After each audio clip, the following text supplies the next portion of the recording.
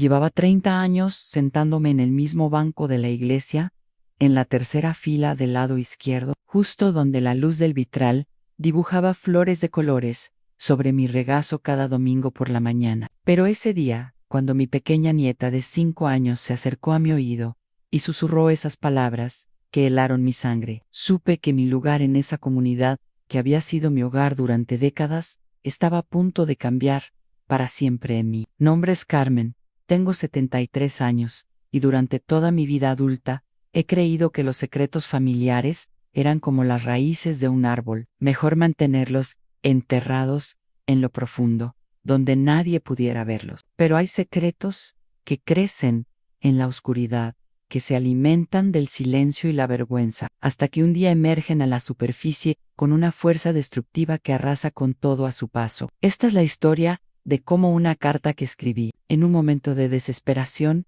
terminó siendo leída en voz alta frente a toda mi congregación, y de cómo las palabras inocentes de una niña pequeña desataron una tormenta que cambió mi vida y la de mi familia. Para siempre, todo comenzó hace 3 meses, cuando mi hija Patricia trajo a la pequeña Isabella a vivir conmigo. Patricia había pasado por un divorcio difícil y necesitaba tiempo para rehacer su vida, así que yo, como siempre, abrí las puertas de mi hogar sin hacer preguntas. Era lo que hacían las madres, lo que habían hecho las mujeres de mi familia durante generaciones, en sostener, cuidar, guardar silencio y aguantar a mi casa. Una construcción de ladrillo rojo de 2 pisos, en el barrio de San Telmo, había albergado a 3 generaciones de mujeres. Mi abuela había criado a 5 hijos allí, mi madre había hecho lo mismo con 4, y yo había criado a mis 2 hijas entre esas paredes que guardaban tantos recuerdos. Las vigas de madera del techo crujían con las historias de décadas, y cada habitación tenía su propio eco de risas, lágrimas y secretos susurrados. Ana Isabela era una niña curiosa, de ojos grandes y oscuros, que parecían ver más de lo que correspondía a su edad. Desde el primer día se adaptó a la rutina que yo había mantenido durante años: desayuno a las 7, misa dominical, almuerzo familiar los domingos y rosario todas las noches antes de dormir. Pero había algo en la forma en que me observaba, algo en sus preguntas inocentes, que me hacía sentir expuesta, como si pudiera ver a través de la fachada de serenidad que había construido cuidadosamente a lo largo de los años. Nunca pensé que las palabras de una niña de 5 años podrían tener el poder de destruir décadas de silencio. Pero cuando Isabella se acercó a mi oído durante la misa del domingo 15 de marzo y susurró a la abuela: «Ella ya no pertenece aquí», señalando hacia el altar donde descansaba el retrato de mi hermana muerta, supe que el momento que había temido durante 45 años, finalmente había llegado. Esa mañana había comenzado como cualquier otra. Me levanté a las 6, como había hecho durante los últimos 30 años, preparé el desayuno y desperté a Isabela con caricias suaves en su cabello castaño. Ella se vistió con su vestido azul marino, el mismo que usaba todos los domingos para la misa, y yo me puse mi traje gris perla, el que había comprado 5 años atrás y que se había convertido en mi uniforme dominical. Caminamos las 4 cuadras hasta la iglesia del Sagrado Corazón, tomadas de la mano, como habíamos hecho cada domingo durante los últimos 3 meses. El aire fresco de la mañana aportaba el aroma de las flores de jacarandá que florecían en esa época del año, y el sonido de las campanas llamando a misa llenaba el aire con su música familiar. Isabela saltaba de vez en cuando, evitando las grietas en la vereda, un juego que había inventado y que me hacía sonreír a pesar de la pesadez que sentía en el pecho últimamente. La iglesia estaba llena, como si los domingos por la mañana la comunidad se reunía en ese espacio sagrado que había sido testigo de bautismos, primeras comuniones, bodas y funerales durante más de un siglo. Yo conocía a cada familia que se sentaba en esos bancos de madera, gastada por el tiempo y el uso. Había visto crecer a los niños, había llorado en los funerales de sus abuelos, había celebrado sus matrimonios y había rezado por sus problemas. Dona Mercedes, que se sentaba siempre en la primera fila, me saludó con una sonrisa y un gesto. De la mano a los González, Una familia joven con 3 niños pequeños ocupaban su lugar habitual en el lado derecho. El center row, viudo desde hace 5 años, se acomodó en su banco del fondo, donde siempre llegaba unos minutos tarde, y se iba unos minutos antes que todos. Era una comunidad pequeña, pero unida, donde todos se conocían, y donde los secretos, cuando los había, se guardaban como tesoros familiares. Pero ese domingo, mientras el padre Miguel comenzaba la misa con sus palabras de bienvenida que había pronunciado miles de veces, Isabella se comportaba de manera extraña. Se retorcía en el banco, miraba constantemente hacia el altar, donde colgaba el retrato de mi hermana Elena, y susurraba preguntas que yo no podía responder sin llamar la atención de quienes nos rodeaban. Elena había muerto hace 45 años, cuando tenía apenas 22 años. El retrato había sido donado por mi familia a la iglesia en su memoria, y durante todas estas décadas había colgado allí, recordando a la comunidad, a la joven que había partido demasiado pronto. Para la mayoría de la congregación, Elena era simplemente la hermana de Carmen, que había tenido una muerte trágica en un accidente automovilístico. Pero para mí, Elena era mucho más que eso. Era mi hermana, gemela, mi otra mitad de un secreto que había llevado conmigo a la tumba. Bueno, que había creído que llevaría conmigo a la tumba durante la lectura del Evangelio. Isabella se acercó a mí y me susurró: Ana abuela, ¿por qué la señora del cuadro llora por las noches? Su pregunta me golpeó como un puño en el estómago. Le dije que guardara silencio, que era hora de rezar, pero ella insistió. Anoche vino a mi cuarto y me dijo que ya no pertenecía aquí. Mi corazón comenzó a latir tan fuerte que temí que toda la iglesia pudiera escucharlo. Alina había tenido siempre una conexión especial con los niños, incluso cuando éramos pequeñas. Decía que podía ver cosas que los adultos no veían, y que los niños eran más sensibles a esas presencias que los mayores preferían ignorar. Pero había pasado tanto tiempo desde la última vez que alguien había mencionado haber visto a Alina, que había llegado a convencerme de que tal vez todo había sido producto de mi imaginación culpable. Durante la homilía, el padre Miguel habló sobre la importancia de la honestidad y la confesión, sobre cómo los secretos pueden corroer el alma y alejar a las personas de la gracia divina. Sus palabras parecían dirigidas directamente a mí, como si pudiera leer en mi corazón la carga que había llevado durante décadas. Isabella, mientras tanto, no dejaba de mirar hacia el retrato, y a mitad de la homilía, se acercó nuevamente a mi oído para susurrar las palabras que cambiarían todo. Ana abuela, ella ya no pertenece aquí. El resto de la misa pasó como en un año. Recuerdo haber participado mecánicamente en las respuestas, haber comulgado con manos temblorosas y haber rezado las oraciones finales, mientras mi mente luchaba contra los recuerdos que había enterrado profundamente. Cuando terminó la ceremonia, me apresuré a salir de la iglesia, tomé a Isabella de la mano y caminamos hacia casa en silencio. Pero Isabella no había terminado. Durante el almuerzo, mientras yo servía el guiso de lentejas que preparaba todos los domingos, ella continuó con sus preguntas. Quería saber quién era la señora del cuadro, por qué lloraba, por qué me visitaba en sueños también a mí. Cada pregunta era como un cuchillo que cortaba más profundo en las heridas que había intentado sanar durante 45 años esa noche. Después de acostar a Isabella, me senté en mi escritorio y saqué el papel y la pluma que había usado durante años para escribir cartas a Elena. Era una costumbre que había desarrollado poco después de su muerte, una forma de mantener vivo el diálogo con mi hermana gemela, de seguir compartiendo con ella las cosas que solo ella podía entender. Pero esta carta sería diferente. Esta carta sería la última y sería también la más difícil de escribir. A la luz de la lámpara, creaba un círculo dorado sobre el papel, mientras yo buscaba las palabras correctas para comenzar. Afuera, el viento movía las hojas del viejo roble que crecía en el patio trasero, creando sombras danzantes en la ventana. El silencio de la casa era profundo, interrumpido solo por el tic-tac del reloj de pared que había pertenecido a mi abuela. Querida Elena, comencé a escribir. Han pasado 45 años desde que te fuiste, pero no pasa un día sin que piense en ti. Durante todo este tiempo he cargado con el peso de lo que pasó aquella noche.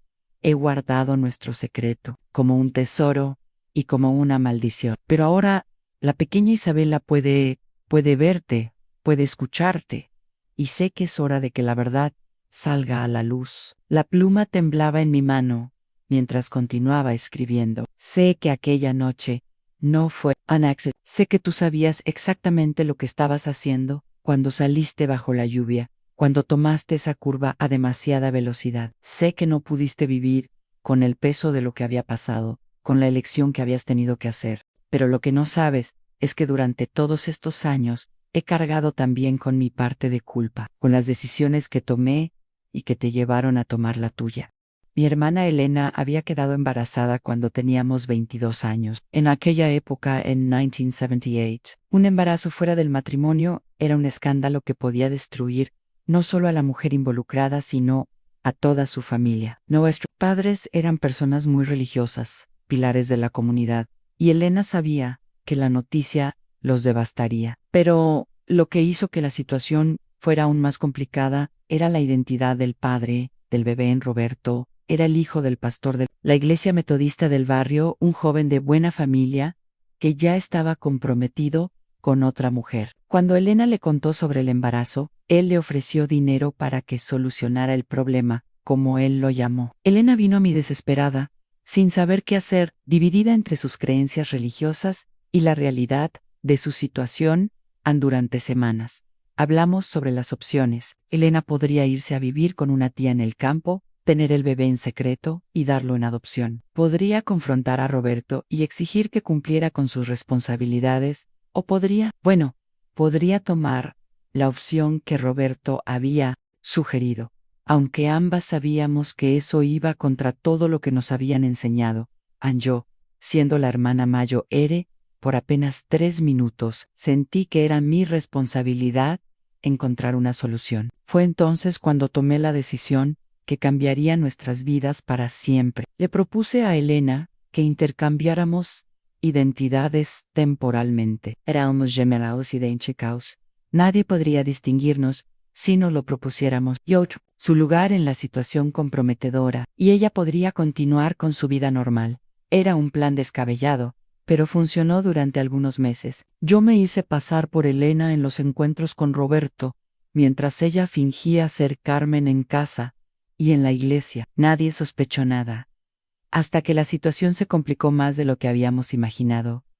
Roberto comenzó a sospechar que algo extraño estaba ocurriendo. Las diferencias sutiles entre Elena y yo, que habíamos logrado ocultar al principio, comenzaron a hacerse más evidentes. Elena era más extrovertida, más impulsiva, mientras que yo era más reservada y calculadora. Roberto empezó a hacer preguntas, a poner atención a detalles que no cuadraban.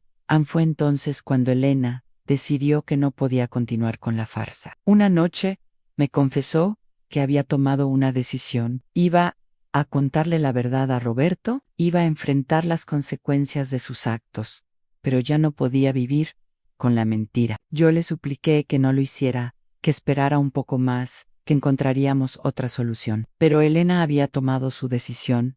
A la noche del 23 de octubre de 1978, Elena salió de casa bajo una lluvia torrencial. Dijo que iba a encontrarse con Roberto, que iba a confesarle todo y a pedirle que asumiera sus responsabilidades. Yo me quedé en casa, esperando su regreso, rezando para que todo saliera bien, pero Elena nunca regresó.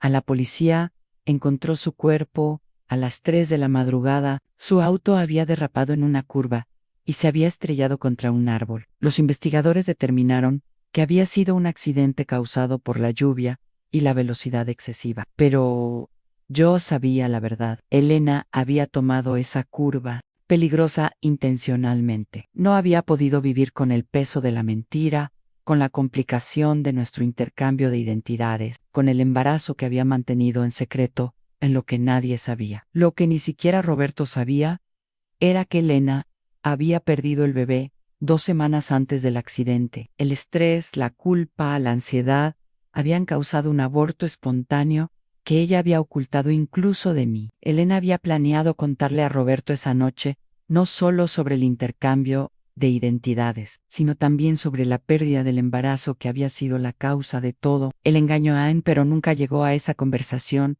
Anne, durante todos estos años, he cargado con la culpa de haber sido yo quien propuso el intercambio de identidades. He vivido con la certeza de que si hubiéramos enfrentado la situación de frente desde el principio, Elena estaría viva. He rezado todas las noches, pidiendo perdón. He visitado su tumba cada semana. He mantenido viva su memoria en la iglesia donde ambas crecimos. Pero ahora Isabella puede verla. Isabella puede escuchar sus mensajes. Y Elena le está diciendo que ya no pertenece aquí. Continué escribiendo en la carta, vertiendo décadas de culpa y dolor en cada palabra. Elena, sé que has estado esperando todos estos años a que yo confesara la verdad. Sé que tu alma no puede descansar mientras este secreto permanezca enterrado. Isabella es inocente. No debería cargar con el peso de verte llorar, de escuchar tus lamentos. Es hora de que yo haga lo que debería haber hecho. Hace 45 años, la madrugada me encontró todavía escribiendo. La carta había crecido hasta convertirse en un relato completo de los eventos que habían llevado a la muerte de Elena. Incluí detalles que nunca había compartido con nadie, confesiones que habían permanecido en lo más profundo de mi corazón, y una disculpa que había estado esperando 45 años para ser expresada. Cuando terminé, doblé la carta cuidadosamente y la guardé en mi bolso. Tenía la intención de llevársela al padre Miguel, de confesarle en privado lo que había ocurrido, de pedirle su consejo sobre cómo proceder, pero el destino tenía otros planes. El lunes por la mañana, Isabella amaneció con fiebre. Llevé al médico, quien determinó que tenía una infección viral que requería reposo. Durante toda la semana, la cuidé mientras ella se recuperaba, y por primera vez en días, no mencionó a Elena. Pensé que tal vez la fiebre había borrado sus visiones, que tal vez podríamos volver a la normalidad. Pero el viernes por la noche, mientras Isabella dormía, escuché ruidos en el piso de abajo. Bajé a investigar y encontré el cajón del escritorio abierto, papeles desparramados por el suelo, y mi carta a Elena había desaparecido. Busqué por toda la casa, pero no la encontré. Al principio pensé que tal vez la había extraviado, que en mi preocupación por Isabella había olvidado dónde la había puesto, pero el sábado por la mañana, cuando llevé a Isabella al parque para que tomara un poco de aire fresco, la encontré jugando con varios papeles que había escondido. En su mochila eran las páginas de mi carta a Elena, arrugadas y con dibujos de crayones en los márgenes. ¿Isabella?, le pregunté tratando de mantener la calma. ¿De dónde sacaste estos papeles? Ella me miró con esos ojos grandes e inocentes y respondió: la señora del cuadro me dijo que los llevara a la iglesia. Dijo que el señor de la túnica blanca necesitaba leerlos. Mi corazón se detuvo. El señor de la túnica blanca era obviamente el padre Miguel. Elena había encontrado la manera de asegurar que su historia fuera contada, usando a Isabella como su mensajera. Traté de explicarle a Isabella que esos papeles eran privados, que no debía llevarlos a ninguna parte. Pero ella insistió en que la señora del cuadro se había puesto muy triste cuando le dijo que no podía hacerlo. Abuela, me dijo, ella llora mucho, dice que necesita que alguien sepa la verdad para poder irse. En esa noche no pude dormir. Caminé por la casa como un fantasma, revisando cada rincón, cada recuerdo, cada fotografía de Elena que había conservado. Durante todos estos años, me senté en su antigua habitación, que había mantenido exactamente como ella la había dejado, y por primera vez en décadas, hablé en voz alta con mi hermana. Elena, dije al aire silencioso, si realmente estás aquí, si realmente necesitas que esta historia salga a la luz, dame una señal. Pero por favor, no involucres a Isabella en esto. Es solo una niña. No debe cargar con nuestros secretos. La respuesta llegó en forma de un sueño. Esa madrugada, soñé con Elena tal como era a los 22 años. Llevaba el vestido blanco que había usado para su última comunión, y me sonreía con esa expresión serena que siempre había tenido cuando había tomado una decisión definitiva. Carmen, me dijo en el sueño, durante 45 años has cargado con una culpa que no te corresponde. Durante 45 años, has rezado pidiendo perdón por algo que no fue tu culpa. Es hora de que sepas la verdad. Elena me mostró la noche de su muerte desde su perspectiva. Me mostró cómo había salido de casa, no para encontrarse con Roberto, sino para dirigirse directamente a la iglesia. Había planeado dejar una confesión escrita en el altar, una carta donde explicaba todo lo que había pasado y liberaba a ambas de la mentira que habíamos construido. Pero en el camino, la lluvia había comenzado a caer más fuerte. Elena había comenzado a llorar, abrumada por el peso de la culpa y la vergüenza. Había perdido el control del auto no intencionalmente, sino porque las lágrimas le habían impedido ver la carretera claramente. No fue suicidio, me dijo Elena en el sueño. Fue un accidente causado por mi dolor, pero no fue intencional. Y no fue tu culpa, Ann, tú trataste de ayudarme, como siempre lo hiciste. Yo tomé mis propias decisiones, y las consecuencias fueron, me desperté con las mejillas húmedas de lágrimas, pero por primera vez, en 45 años, sentí una sensación de paz. Elena había encontrado la manera de decirme lo que necesitaba escuchar, de liberarme de la culpa que había llevado durante décadas, pero el alivio duró poco. El domingo por la mañana, cuando nos preparábamos para ir a misa, Isabella me mostró su mochila. Había guardado las páginas de mi carta cuidadosamente,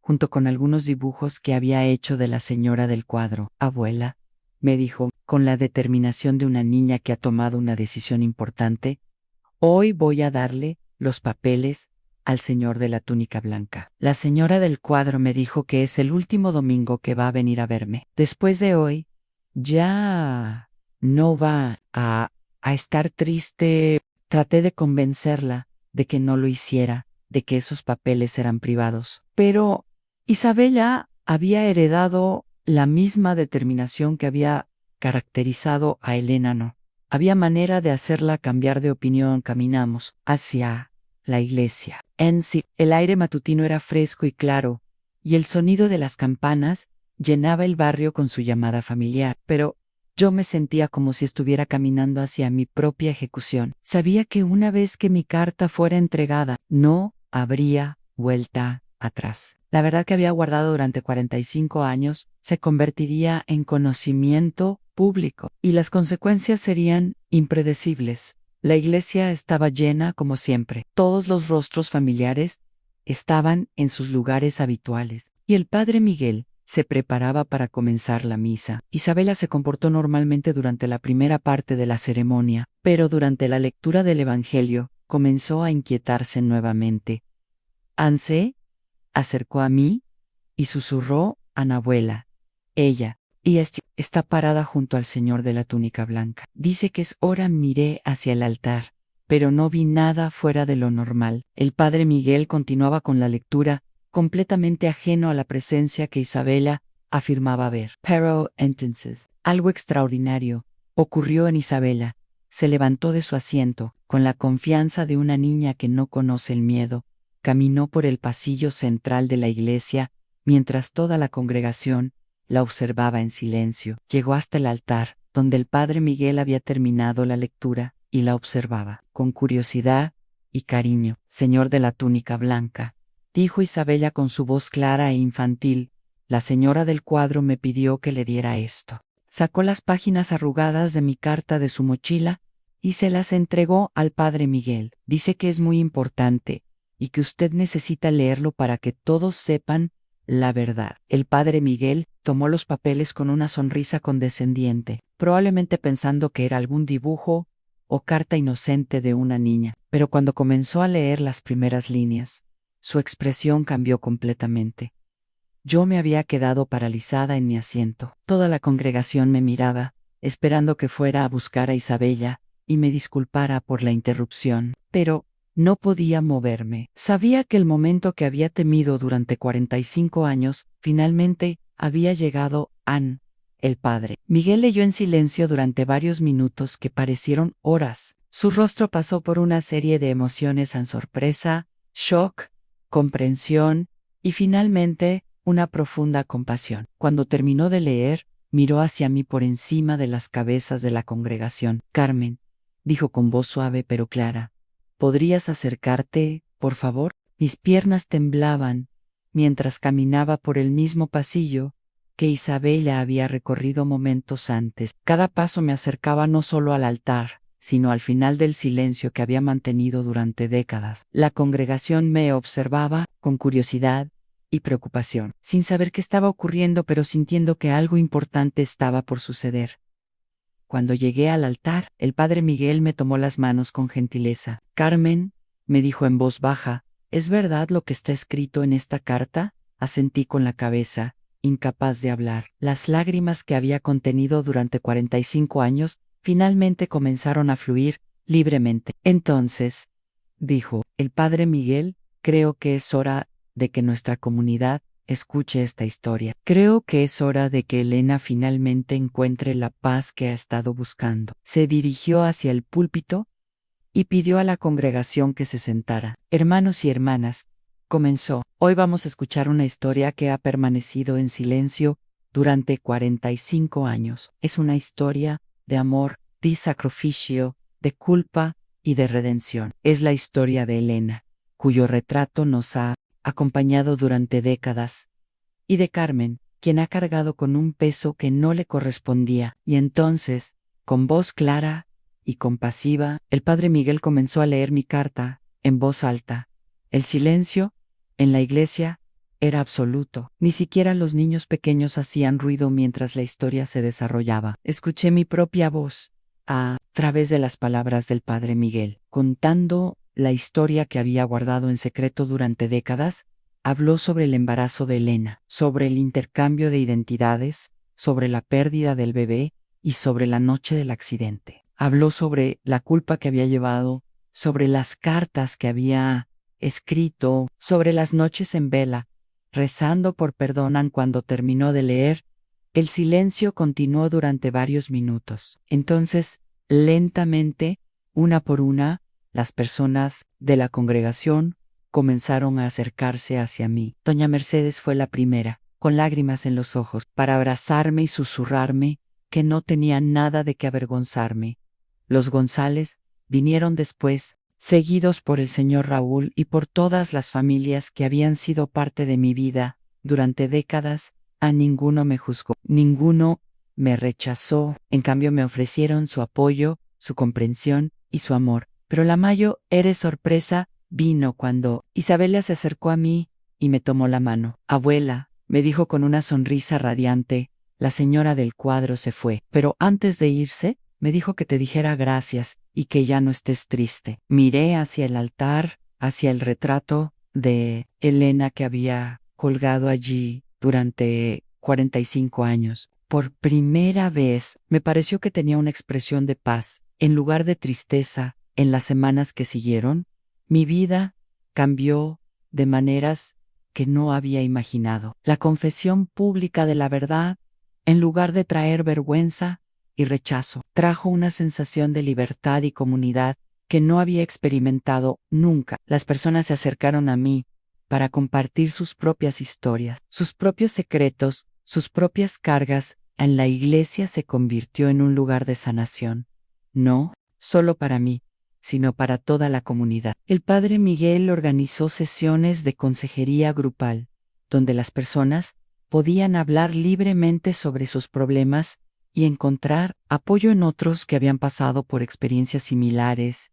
Ana Isabella dejó de ver a Elena, pero desarrolló una sensibilidad especial hacia las personas que estaban pasando por momentos difíciles. Parecía tener una intuición natural para saber cuando alguien necesitaba consuelo o compañía. Patricia, mi hija, regresó a casa una semana después de la confesión. Había escuchado la historia a través de otros miembros de la comunidad y vino a abrazarme y a pedirme perdón por no haber estado ahí para apoyarme durante todos esos años de silencio.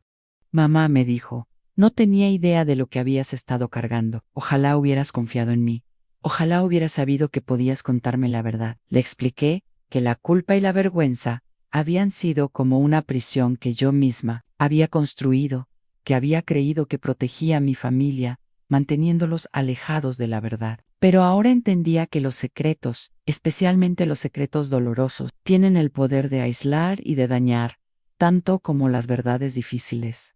El padre Miguel me pidió que considerara escribir mis memorias completas, que documentara no solo la historia de Elena, sino también mi experiencia de vivir con el secreto durante 45 años. Tu historia, me dijo, puede ayudar a otras personas que están cargando con secretos similares, puede mostrarles que nunca es demasiado tarde para buscar la verdad y el perdón. Comencé a escribir esas memorias en el mismo escritorio donde había escrito tantas cartas a Elena, pero ahora, en lugar de escribir desde la culpa y la tristeza, escribía desde un lugar de comprensión y esperanza.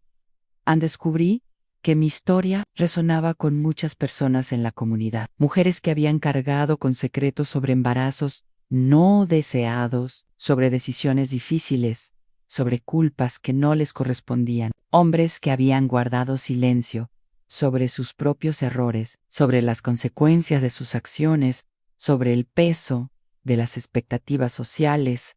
La iglesia se convirtió en un lugar donde las personas podían venir no solo a rezar, sino a hablar, a confesar, a buscar apoyo y comprensión. El padre Miguel estableció un programa de mentores donde las personas que habían pasado por experiencias difíciles podían ayudar a otros que estaban enfrentando desafíos similares.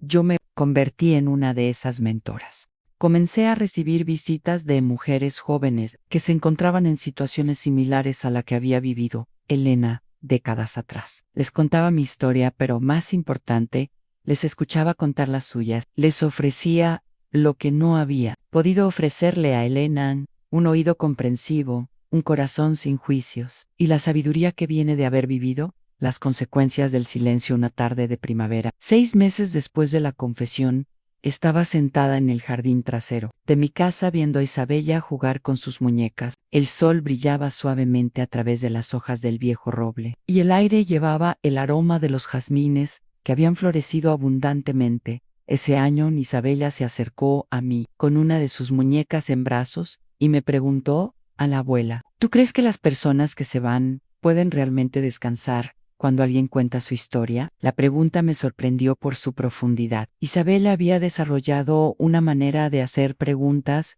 que iban directo al corazón de las cosas importantes. Sí, mi amor, le respondí. Creo que cuando guardamos secretos sobre las personas que amamos, de alguna manera los mantenemos atados a nuestro dolor. Cuando finalmente hablamos de ellos con amor y honestidad, los liberamos. Esa noche, después de acostar a Isabella, subí al ático de la casa por primera vez en años. Entre las cajas de recuerdos familiares, encontré una caja que había evitado abrir durante décadas. Adentro estaban las cartas que Elena me había escrito durante los últimos meses de su vida, cartas que había guardado, pero nunca había tenido el valor de releer con manos temblorosas.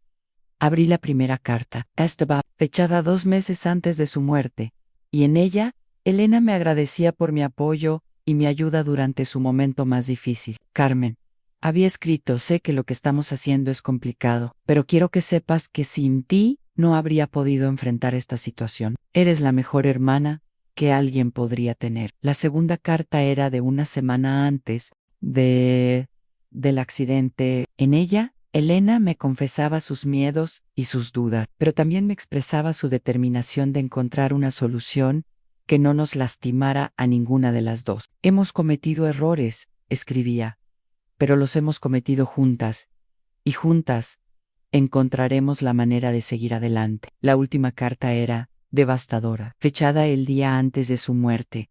Elena me pedía perdón por haber complicado nuestras vidas con su situación, pero también me pedía que no me sintiera culpable por haber tratado de ayudarla. Carmen, decía, si algo me llegara a pasar, quiero que sepas que ninguna de las decisiones que tomé fue por tu culpa. Yo soy responsable de mis actos, y tú eres responsable de los tuyos. Los tuyos fueron actos de amor, y por eso siempre te estaré agradecida. Lloré mientras leía esas palabras que Elena había escrito 45 años atrás. Eran las palabras que había necesitado escuchar durante todas esas décadas de culpa y silencio. Elena había intentado liberarme de la culpa incluso antes de su muerte, pero yo había estado demasiado abrumada por el dolor para escuchar su mensaje a mí al día siguiente. Llevé las cartas a la iglesia y se las mostré al padre Miguel Ancreo. Le dije que estas cartas necesitan ser preservadas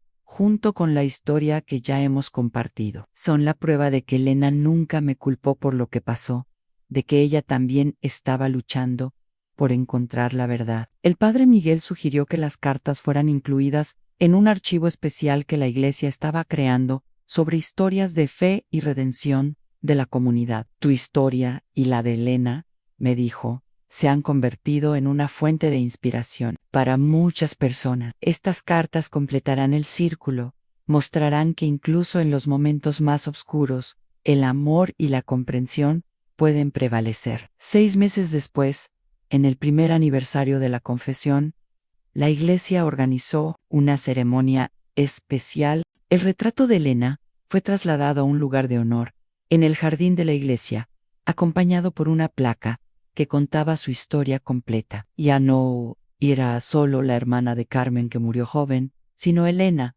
una mujer que había enfrentado decisiones difíciles con valor y amor durante la ceremonia. Isabela, ahora de 6 años, leyó un poema que había escrito sobre Elena Ann con su voz clara e infantil. Recitó versos sobre una mujer que había encontrado la paz después de mucho tiempo de tristeza, sobre una familia que había aprendido que la verdad, aunque dolorosa, siempre era mejor que el silencio.